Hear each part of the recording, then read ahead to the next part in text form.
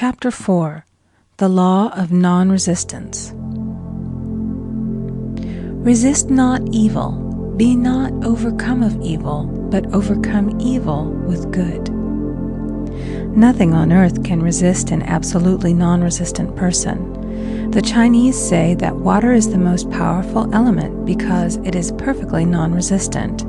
It can wear away a rock and sleep away all before it.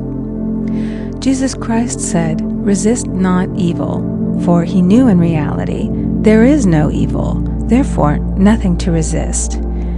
Evil has come of man's vain imagination, or a belief in two powers, good and evil. There is an old legend that Adam and Eve ate of Maya, the tree of illusion, and saw two powers instead of one power, God. Therefore, evil is a false law man has made for himself through psychoma or soul sleep. Soul sleep means that man's soul has been hypnotized by the race belief of sin, sickness, and death, etc., which is carnal or mortal thought, and his affairs have outpictured his illusions. We have read in a preceding chapter that man's soul is his subconscious mind, and whatever he feels deeply, good or bad, is outpictured by that faithful servant. His body and affairs show forth what he has been picturing. The sick man has pictured sickness, the poor man poverty, the rich man wealth. Young people often say, "Why does a little child attract illness when it is too young to even know what it means?" I answer that children are sensitive and receptive to the thoughts of others about them, and often outpicture the fears of their parents. I heard a metaphysician once say, "If you do not run your subconscious mind yourself, someone else will run it for you." Mothers often, unconsciously, attract illness and disaster to their children by continually holding them in thoughts of fear and watching for symptoms. For example, a friend asked a woman if her little girl had had the measles. She replied promptly, "Not yet."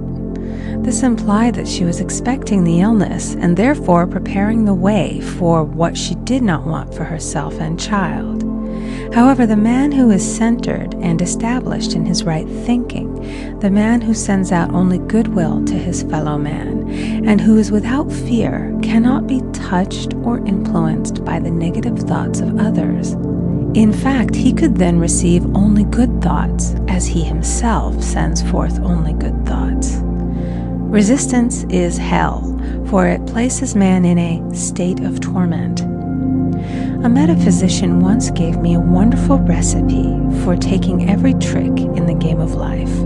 It is the acme of non-resistance. He gave it in this way. At one time in my life, I baptized children, and of course they had many names. Now I no longer baptize children, but I baptize events. But I give every event the same name. If I have a failure, I baptize it success, in the name of the Father and of the Son and of the Holy Ghost. In this we see the great law of transmutation, founded on non-resistance. Through his spoken word, every failure was transmuted into success. For example, a woman who required money, who knew the spiritual law of opulence, was thrown continually in a business way with a man who made her feel very poor. He talked lack and limitation, and she commenced to catch his poverty thoughts. So she disliked him and blamed him for her failure. She knew in order to demonstrate her supply, she must first feel that she had received. A feeling of opulence must precede its manifestation. It dawned upon her one day that she was resisting the situation and seeing two powers instead of one. So she blessed the man and baptized the situation. "Success," she affirmed. As there is only one power, God, this man is here for my good and my prosperity, just what he did not seem to be there for. Soon after that, she met, through this man, a woman who gave her, for a service rendered, several $1,000s, and the man moved to a distant city and faded harmoniously from her life. Make the statement, "Every man is a golden link in the chain of my good, for all men are God in manifestation, awaiting the opportunity given by man himself to serve the divine plan of his life. Bless your enemy, and you rob him of his ammunition. His arrows will be transmuted into blessings." This law is true of nations as well as individuals. Bless a nation, send love and goodwill to every inhabitant, and it is robbed of its power to harm. Man can only get the right idea of non-resistance through spiritual understanding. My students have often said, "I don't want to be a doormat." I reply, when you use non-resistance with wisdom, no one will ever be able to walk over you. Another example.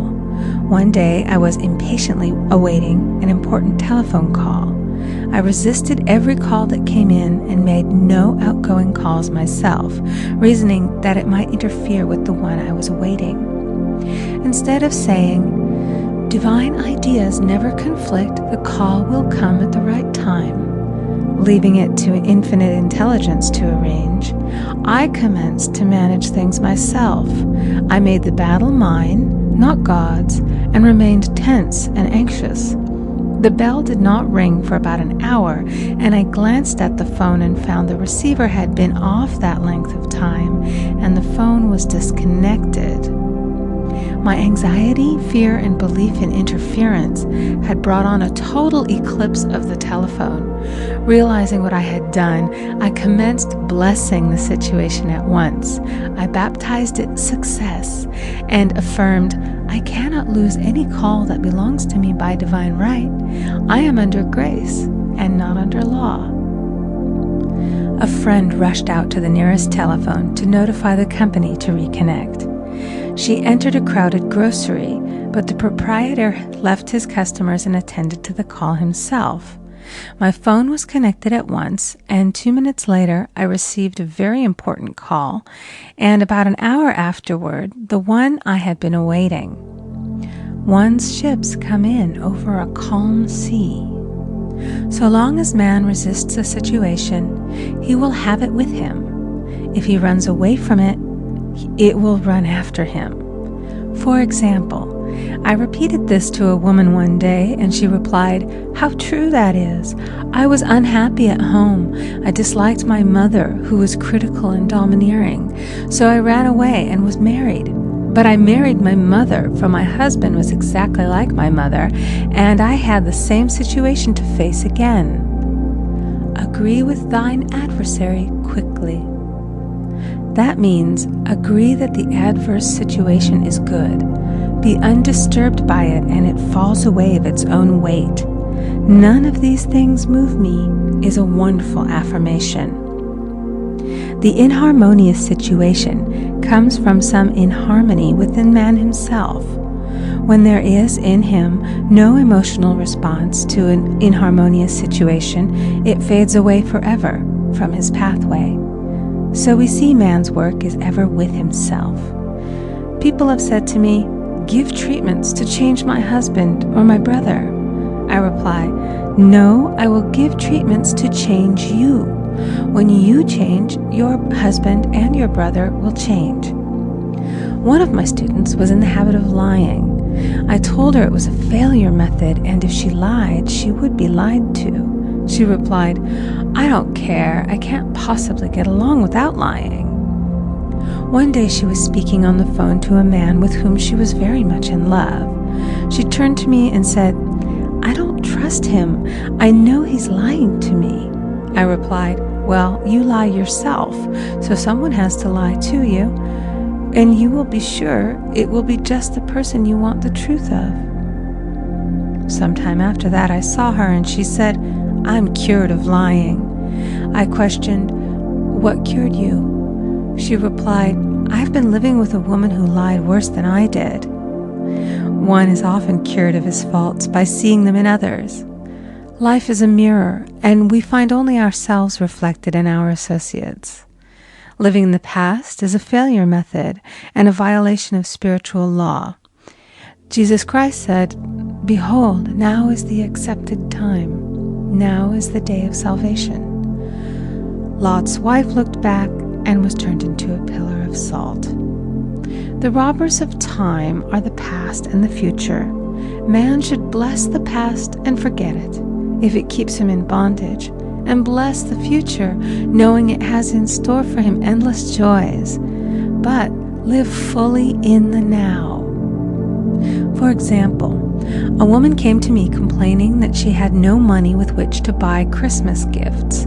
She said, "Last year was so different. I had plenty of money and gave lovely presents, and this year I scarcely have a cent."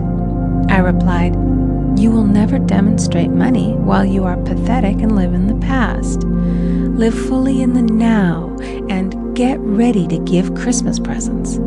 Dig your ditches and the money will come." She exclaimed, "I know what to do. I'll buy some tinsel, twine, Christmas seals, and wrapping paper." I replied, "Do that, and the presents will come and stick themselves to the Christmas seals." This too was showing financial fearlessness and faith in God, as the reasoning mind said, "Keep every cent you have, as you are not sure you will get any more." She bought her seals, paper, and twine, and a few days before Christmas received a gift of several $100s. Buying the seals and twine had impressed the subconscious with expectancy and opened the way for the manifestation of the money. She purchased all the presents in plenty of time. Man must live suspended in the moment.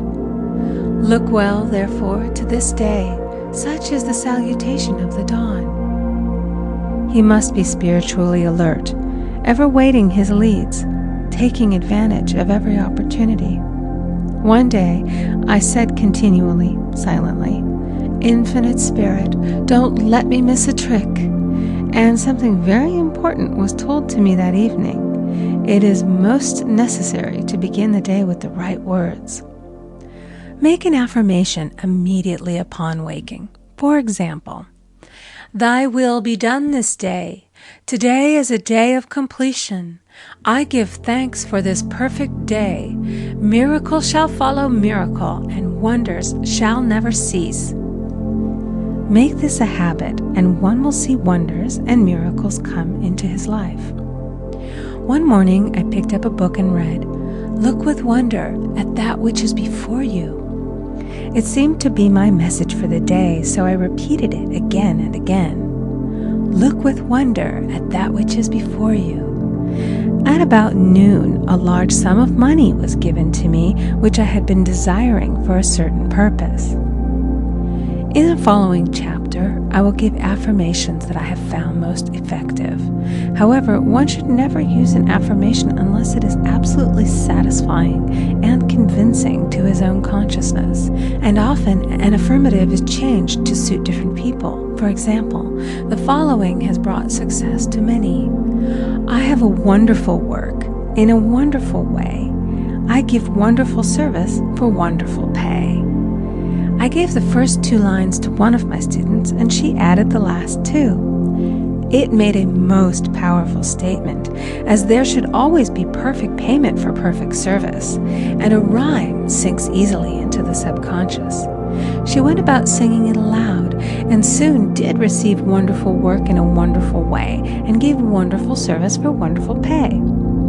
Another student, a businessman, took it and changed the word to business. He repeated, "I have a wonderful business in a wonderful way, and I give wonderful service for wonderful pay." That afternoon, he made a $41,000 deal, though there had been no activity in his affairs for months. Every affirmation must be carefully worded and completely cover the ground. For example, I knew a woman who was in great need and made a demand for work. She received a great deal of work, but was never paid anything. She now knows to add wonderful service for wonderful pay. It is man's divine right to have plenty, more than enough. His barns should be full, and his cup should flow over. This is God's idea for man, and when man breaks down the barriers of lack in his own consciousness, the golden age will be his, and every righteous desire of his heart fulfilled.